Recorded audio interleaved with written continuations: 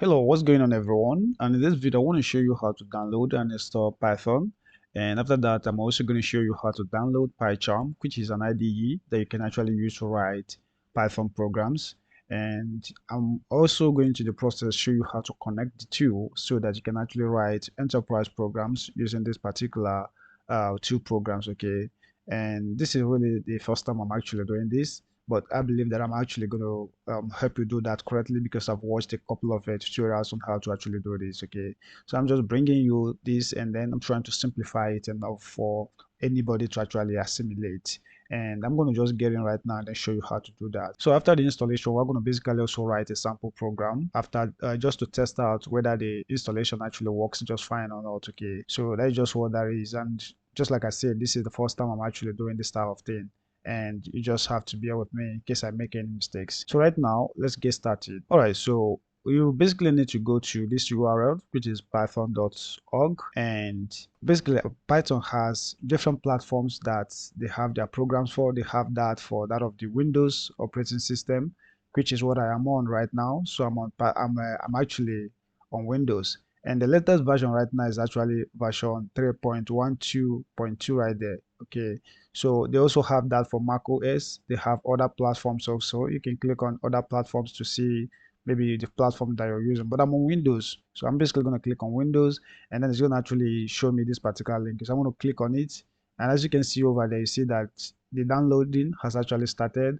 So we're going to just wait for it. I think it's about just 25.4 megabytes, and we're going to just make sure that downloads completely. And then if it finishes, we're going to move on to downloading the other one. All right, guys. So we've downloaded that of the Python. Now we want to download that of the Pycharm, and you can go to this particular URL to get that, and that is JetBrains.pycharm/ download, and you can go to that particular URL right there that I've just highlighted. I'm also going to put it in the description box rather. And we have a professional edition with that of the Pycharm, and it's basically for sale. Okay, it's not really free. You can use this for as an IDE for data science and that of the web development. Okay, so if you want that of the community edition, you can click on that download button right there. But there is a free version because I don't want us to pay for this right now. If you want this, you can actually get this professional edition for 30 days free trial. But there is a community edition down there, which is actually built by an open source and it's actually completely free. So that is the one that I want us to go for right now. And I'm going to just basically go ahead and then click on this download button, and it's actually going to start downloading. So if you take a look at this page, it says thank you for downloading Pycharm. Your download should start shortly. If it doesn't, you should just click on this direct link to make it start. But I think it's going to actually start. So basically it has started, and if you're watching here, you see the progress, you see that it's actually downloading, and it's the Pycharm Community Edition 2023, and that's the latest version right now. Okay, so let's wait for that to complete, and then we can go ahead and do the installation. Okay. All right. So now that we have the two programs downloaded, the next thing we want to do is to go ahead and install them. Okay. So first of all, let's go to the download location and see that we have Pycharm and we have Python. Okay, right here. So what I want to do first of all is to go ahead and then install the Python 3.12, and after that we're going to go ahead and then download that of the Pycharm Community Edition, and after that we can connect the two and then try to make use of that by writing a program. So however, before I do the installation, I like to go to, if I go to CMD right now, that's just your command prompt.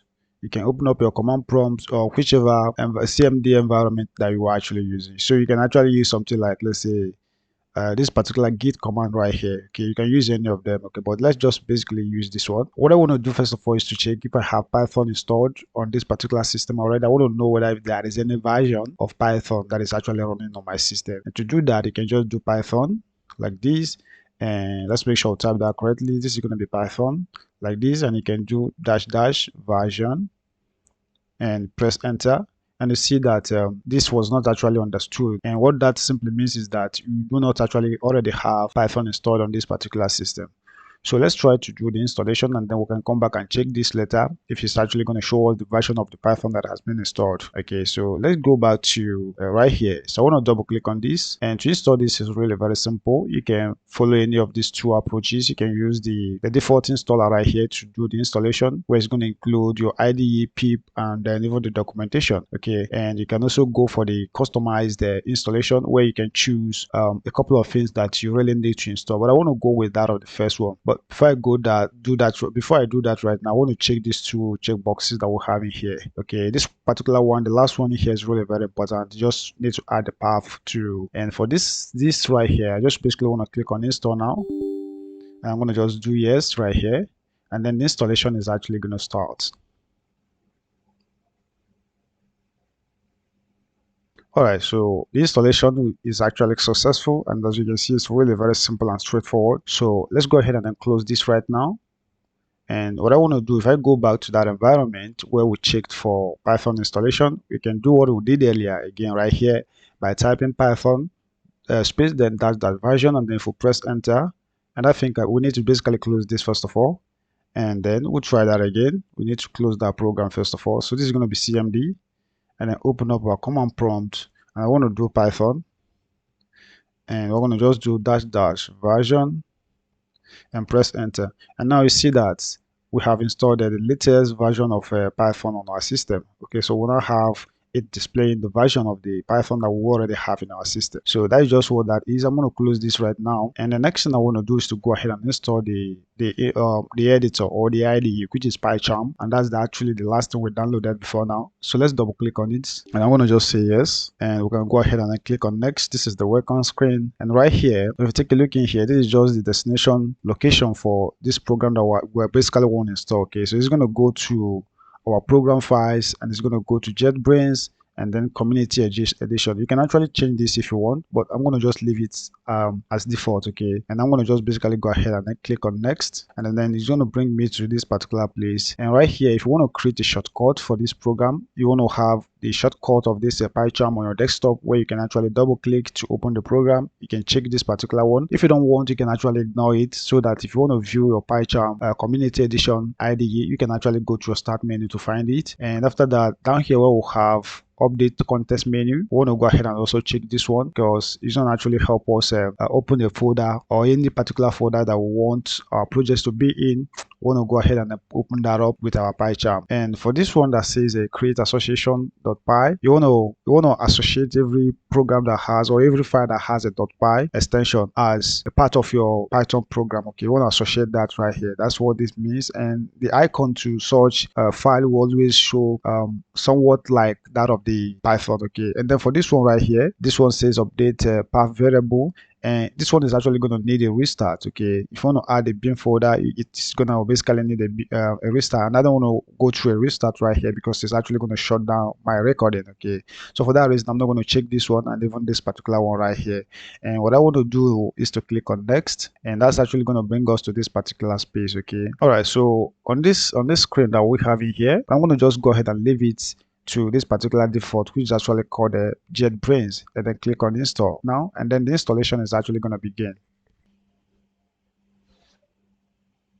All right, so it seems like the installation is really complete now, and we can go ahead and click on finish. If you want to run this application automatically upon clicking finish, you can actually check this particular box right here. Okay, but if you don't want to do that, you can uncheck it and just click on finish, and you can go to your desktop right now and then see if that application's shortcut is actually there. Okay, so let's go to our desktop right now, and you see that we have Pycharm community edition right here. Okay, all right, so the next thing I want to do is we want to go ahead and then open up this particular program right now. So I'm going to double click on it, and this is basically going to open for the first time. And all you need to do is to go through this license agreement, and whether you like it or not, you are going to at the end agree to the terms. Okay, so we're going to put a check mark in here and then click on continue, and that's actually going to open for the first time. Okay, so what you want to do right here is really very simple. You want to go ahead and then try to connect your your Pycharm to that of the Python program that you have really installed before now. And to do it is really very simple. So I'm going to show you how to do that right now. So to connect the two programs right now, we're going to go ahead and click on new project right here. It's going to be in form of we trying to create a new Python project anyway. So it's going to basically open up right here, and by default it has given us Python projects, which is like a folder name to all of the programs that we're going to basically be building right here. Okay, and that's fine. You can change it if you want. And right here we have something like Pycharm projects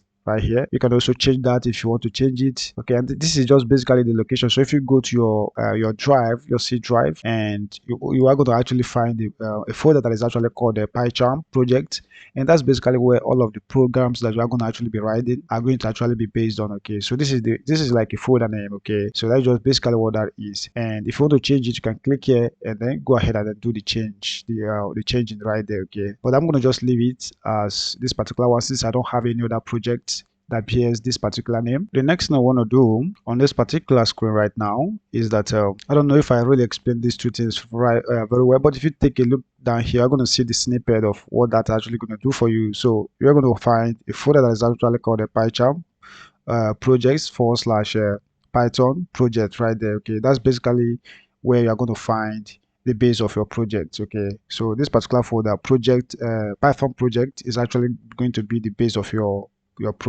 projects. Okay, all right, so down here you can check this this particular check mark right here if you want it to automatically create a welcome screen for you.